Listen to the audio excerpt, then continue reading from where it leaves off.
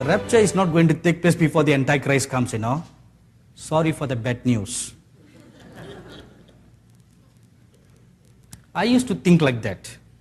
I used to preach that for 20-something years of my life until the Lord appeared to me one day in the year 2006 and He said, all your theology is wrong. And for 1.5 hours, He explained to me from the book of Revelation the timelines. And then He said, the church will go through the fire. It must go to the final fire.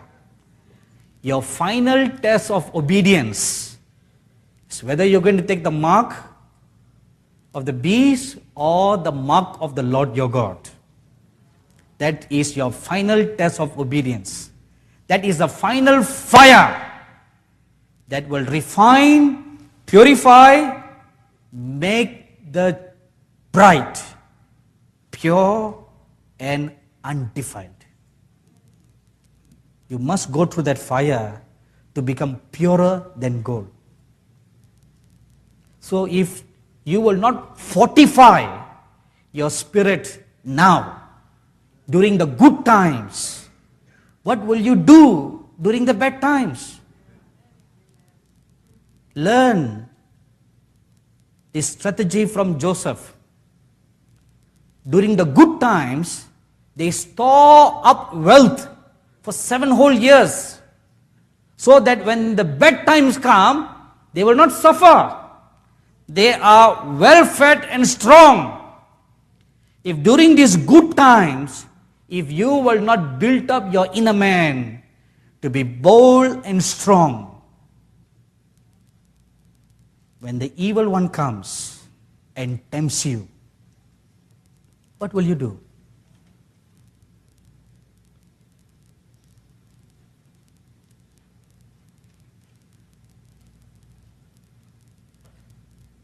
I once posed this question to my staffs during a weekly fasting prayer.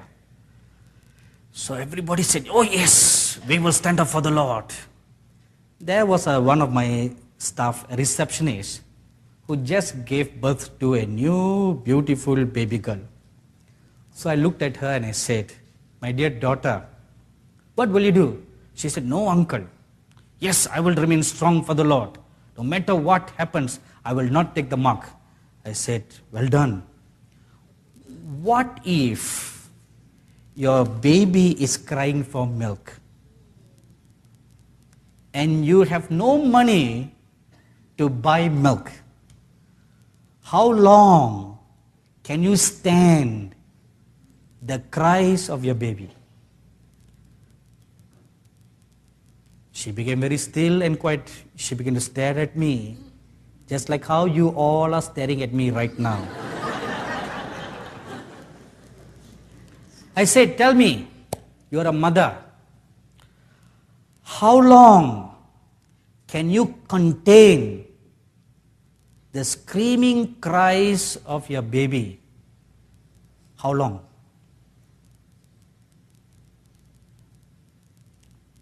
Baby or little children, how long? They have no food to eat. An adult can control their hunger. What about little ones? How long can they control?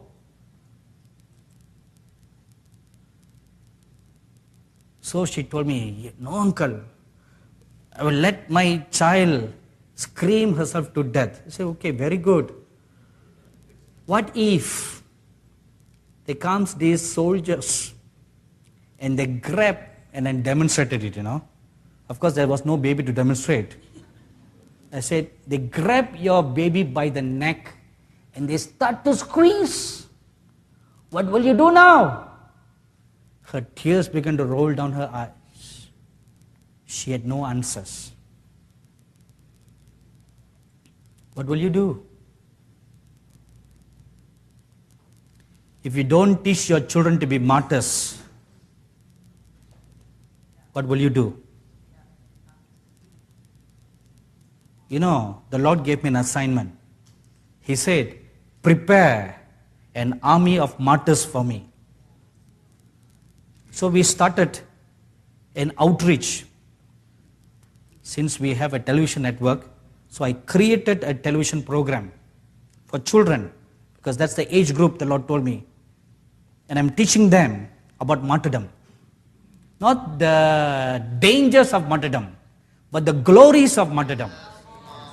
This is something that people don't know, no? They think it's painful to get killed or hurt. No, it's so glorious. Glorious. Before you even feel a tinge of pain, your spirit leaves the body. This is something most people don't know. And it's only the flesh that's getting hit. You know, your spirit is already out of the body. It's already out. There's only the first tinge of pain, that's all. It leaves the body. That is the blessed gift that God has given to the martyrs. The first blood need to spill.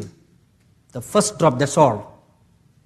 The spirit comes out and is joyously joined together with the company of glorified martyred saints.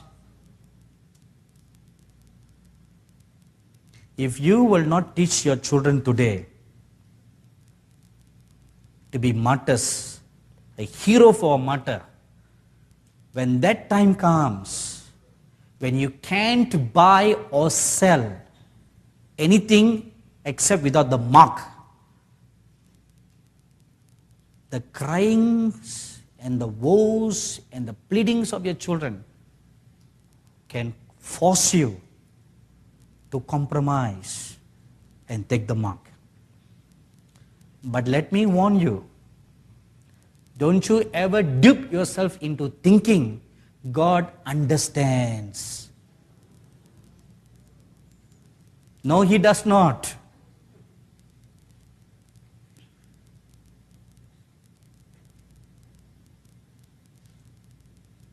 You know, my favorite heroes in the Bible are the 3 Hebrew boys. In Daniel chapter 3. What I like about them is not the fact that God saved them, you know. What I like about them is the statement they said.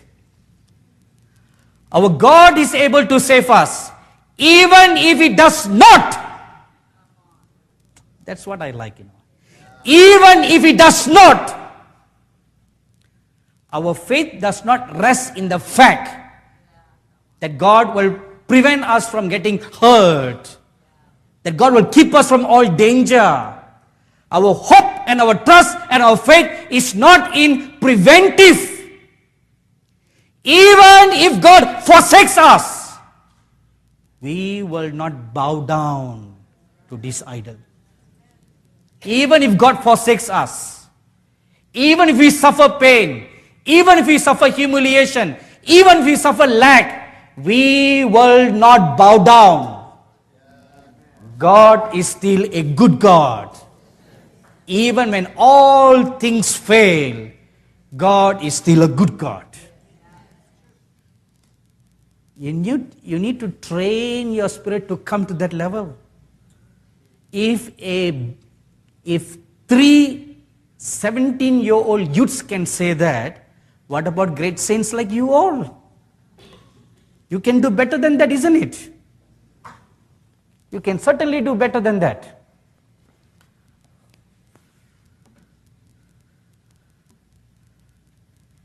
Please, train your children, teach your children to be martyrs for the glory of God. If you read Revelation chapter 6, when the 5th seal is opened, the Apostle John sees many souls, martyred souls in heaven. And they all were crying up to God, Lord, how long? How long will you be patient? They were crying. And the Lord comforted them, and he said, be patient until the number of your brethren are also completed.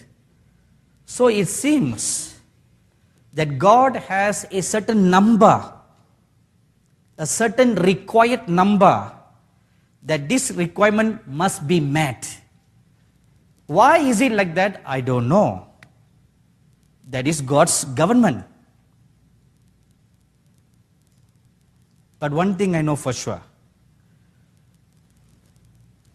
When a drop of blood comes forth from the body of a martyr, each drop will redeem one soul for the kingdom of God. So you have 5 liters of blood in your body. Can you imagine how many drops of blood there are in 5 liters? And how many thousands of souls that will bring into the kingdom of God? So how glorious it is to die as a martyr. The number of the martyrs